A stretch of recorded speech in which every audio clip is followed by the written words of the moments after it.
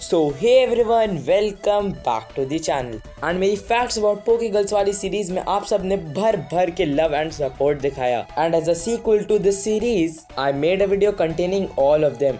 And इसीलिए I present you 15 unknown facts about 15 Pokegirls. And of course anime में 15 Pokegirls exist नहीं करती हैं, इसलिए मैंने games की Pokegirls यानी कि games की female protagonist को भी लिया है. So वीडियो काफी इंटरेस्टिंग होने वाला है, एंड तक जरूर देखना. So without wasting any time, let's roll the intro. I wanna be the very best. No one ever was. So starting off with the OG Pokegirl Misty. So क्या आप जानते हो, चाहे जो सी भी Pokegirl हो, चाहे जैसी भी Pokegirl हो, सबसे ज्यादा डार्क चाइल्डहुड मिस्टी का ही रहा है. क्या आपने कभी ये सोचा, हमने एनिमे में ऐश और ब्रॉक दोनों के मॉम या डैड कोई एक तो दिखाया ही गया, बट सिर्फ मिस्टी ही क्यों जिसकी ना तो मॉम दिखाई गई और ना तो डैड? क्योंकि the reason is very dark. So the truth is कि मिस्टी को बचपन में उसके पेरेंट्स ने अबैंडन कर दिया था. एंड सिर्फ मिस्टी ही नहीं बल्कि उसकी तीनों बहनें और इन चारों ही बच्चों को उनके मॉम डैड बचपन में ही छोड़कर चले गए थे हमेशा के लिए. अब ऐसा क्यों किया गया ये तो हमें नहीं पता है, बट अगर मिस्टी के लिए प्रॉब्लम्स यहीं पर खत्म नहीं होती हैं तो उसकी बहनों ने भी जब मिस्टी बड़ी हो गई उसके बाद उसको बाहर भेज दिया, क्योंकि उनका मानना था कि वो तीनों काफी सुंदर हैं एंड मिस्टी उनके साथ रहना डिजर्व नहीं करती.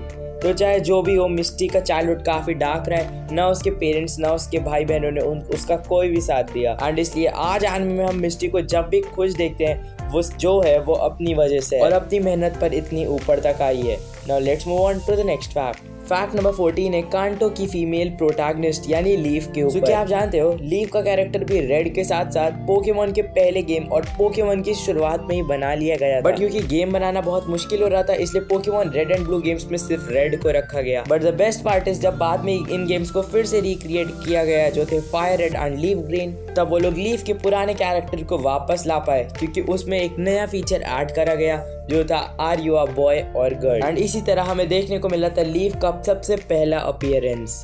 Fact number 13 verity. भले ही वेरिटी का ओरिजिन सिनो रीजन हो बट वो पोकेमॉन के डिफरेंट यूनिवर्स में ऐश के साथ कांटो रीजन में ट्रैवल कर रही है मिस्टी की जगह. बट क्या आप जानते हो वेरिटी कितना ज्यादा सिनो रीजन से कनेक्टेड है? उसका स्टार्टर पोकेमॉन एक सिनो स्टार्टर है पिपलप. उसका होम टाउन भी सिनो रीजन में. लिटरली उसकी मॉम सिनो चैंपियन सिंथिया है. एंड सिनो से इतने कनेक्शंस होने के लिए ही पोकेमॉन कंपनी ने उसका नाम लेक वेरिटी पर रखा है. आजकल काफी सारे लोग BDSP खेल रहे हैं, उसमें आपने लेक वेरिटी देखी होगी जहाँ पर हमें हमारा स्टार्टर पोकेमॉन मिलता है. एंड इसी लेक से इंस्पायर्ड होकर इसका नाम भी वेरिटी ही रखा गया है. Fact number 12 is on May, the second Pokegirl of all time. So मैं आपकी स्क्रीन पर एक फोटो दिखाता हूँ और आपको कमेंट्स में बताना है वीडियो पॉज करके कि ये कौन है.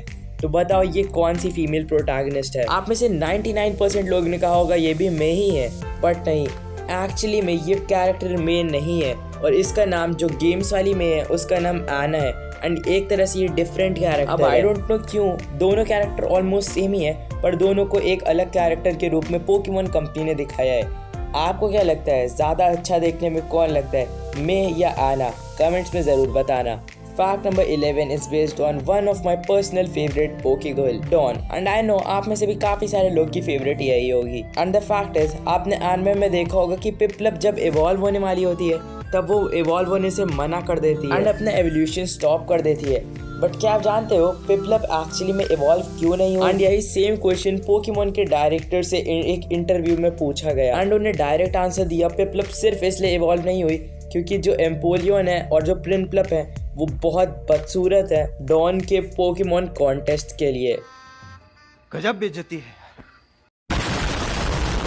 अब बात करते हैं one of the most underrated Pokegirls के बारे में. So fact about Iris is जब आप Pokemon black and white game खेलोगे तब उसमें आइरिस 8th जिम लीडर होती है, मतलब वो काफी strong dragon type gym leader होती है. बट फिर आप जब पोकेमॉन ब्लैक 2 एंड व्हाइट 2 खेलोगे जो इन्हीं गेम्स का एक सीक्वल है, तब उसमें लिटरली आइरिस पोकेमॉन चैंपियन बन चुकी होती है, जिससे हमें आइरिस का प्रोग्रेशन पता चलता है कि वो पहले एक जिम लीडर थी और उसने बहुत कोशिश करी एंड फाइनली काफी टाइम में वो एक पोकेमॉन चैंपियन बन गई. हाँ, पोकेमॉन ब्लैक एंड व्हाइट में आइरिस एक जिम लीडर है जबकि ब्लैक एंड व्हाइट 2 में वो एक चैंपियन है.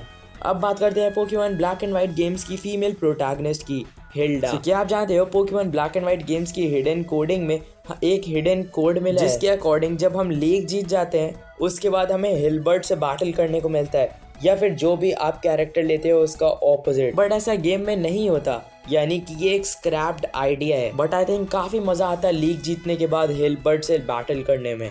अब नेक्स्ट फैक्ट है रोजा के बारे में, जो पोकेमॉन ब्लैक 2 एंड व्हाइट 2 की मेन प्रोटैगनिस्ट है। सो क्या आप जानते हो इस कैरेक्टर को पोकेमॉन ब्लैक एंड व्हाइट के रिलीज के थोड़े टाइम बाद ही दिखा दिया गया था एंड लोगों ने इसको हिल्डा 2 नेम दे दिया था। ये काफी ज्यादा हिल्डा जैसी दिख रही थी और ये भी सेम ही गेम से थी, बस वो थोड़ा सीक्वल गेम था। बट बाद में सबको पता चला कि ये हिल्डा 2 नहीं बल्कि एक अलग कैरेक्टर रोजा है। बाद में मेरा एक पर्सनल क्वेश्चन, वीडियो पॉज करके अभी कमेंट्स में बता देना, आपको क्या लगता है हिल्डा या रोजा अगर आयरिस की जगह एनिमे में होती एश के साथ तो क्या ज़्यादा मज़ा आता? इन माई ओपिनियन हिल्डा एक बहुत ऑसम कैरेक्टर है और आयरिस की जगह हिल्डा होती तो हाँ मुझे थोड़ा ज़्यादा मज़ा आता। एंड अपना पर्सनल ओपिनियन कमेंट्स में ड्रॉप ज़रूर कर देना। Finally coming to the fan favourite and also my personal favourite Pokegirl Serena. So क्या आप जानते हो एनिमे में जितनी भी पोकीगर्ल्स है उनमें से सेरेना ही एक ऐसी लौती पोकेगर्ल है जिसको पिकाचू ने कभी भी थंडरबोल्ट, थंडरशॉक या थंडर नहीं दिया। मे बी ऐसा इसलिए क्योंकि पिकाचू को सेरेना से कोई खतरा महसूस नहीं होता या सेरेना को पता है पिकाचू की केयर कैसे करनी है। एंड वैसे भी पिकाचू और सेरेना में एक काफी अच्छा बॉन्ड है क्योंकि सेरेना पिकाचू को एक बैटल में यूज कर चुकी है एंड पिकाचू ने उसके कमांड सुने जो आज तक कोई पोकेगर्ल नहीं कर पाई है और सबने कभी न कभी पिकाचू के शॉक्स खाए हैं सेरेना के सिवाय। Next fact is about Lily, my third favourite Pokegirl and एक काफी ज्यादा underrated Pokegirl as well. So क्या आप जानते हो लिली एक ऐसी लौती पोकीगर्ल है जिसने पोकेमॉन एनिमे के नरेटर को रिप्लेस किया है। यानी आप सन एंड मून के एपिसोड्स देखोगे तो उसमें कुछ एपिसोड्स होते हैं जिसमें पोकेमॉन एपिसोड्स की शुरुआत और एंडिंग नरेटर नहीं बल्कि लिली बोल के करती है, जिसमें काफी मजा आता है। Coming to the water type specialist लाना। सो क्या आप जानते हो लाना के पास रिकॉर्ड है पूरे पोकेमॉन एनिमे में सबसे ज़्यादा टाइम एक अलग पोकेमॉन पकड़ने का। यानी लाना को अपना सेकंड पोकेमॉन ईवी पकड़ने में 99 एपिसोड्स लग गए थे, जो एक बहुत लंबा गैप है। और ये लाना का पहला पोकेमॉन था जिसे उसने कैच किया था, पॉपलियो तो उसका स्टार्टर था। Fact number 4, मैलो।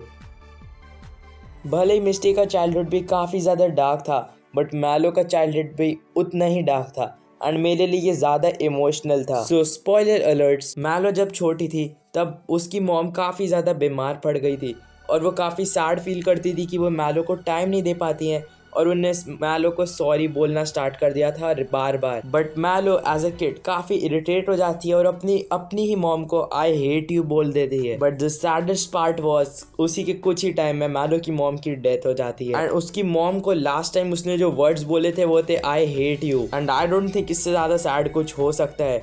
एंड इसके आगे का मैं एक्सप्लेन नहीं करूँगा क्योंकि फिर ये बहुत बड़ा स्पॉइलर हो जाएगा एंड आपके लिए पोकेमॉन सन एंड मून फिर इमोशनल नहीं रह जाएगा। एंड इन माय ओपिनियन ये पूरे पोकेमॉन एनिमे का सबसे सैडेस्ट सीन है अगर हम ऐश केचम की डेथ को हटा दें। Fact number 3, salient. सो क्या आप जानते हो सेलिन अलोला रीजन की सबसे पहली पोकेमॉन चैंपियन है एंड उसको मून भी कहा जाता है। Fact number 2 is about Gloria, जो recent Pokemon Sword and Shield games की फीमेल प्रोटैगनिस्ट है। तो क्या आप जानते हो पोकेमॉन स्वॉर्ड एंड शील्ड में ग्लोरिया के साथ जो नंबर एसोसिएट किया जाता है वो है 227, जो हर जगह उसकी टी शर्ट वगैरह पे लिखा रहता है। बट क्या आप जानते हो उसकी टी शर्ट का नंबर 227 एक काफी बड़ा ईस्टर एग है पोकेमॉन का। 227 एक रेफरेंस है पोकेमॉन के पहले games Pokemon red and blue का, जो रिलीज हुए थे 22 फरवरी को, यानी उसकी डेट थी 227 एंड ये ईस्टर एग काफ़ी ज़्यादा ऑसम है। And finally last but not the least, fact number 1 अब इज़ अबाउट क्लोई / कोहारू। सो क्या आप जानते हो क्लोई एक ऐसी लौती पोकेगर्ल है जो गेम्स में एग्जिस्ट ही नहीं करती है। इस वीडियो में भी जितनी पोकेगर्ल थी सब गेम्स में कहीं ना कहीं तो एग्जिस्ट करती है but Chloe Pokemon Sword and shield ये किसी भी गेम में एग्जिस्ट ही नहीं करती है। And I think it's time to end the video.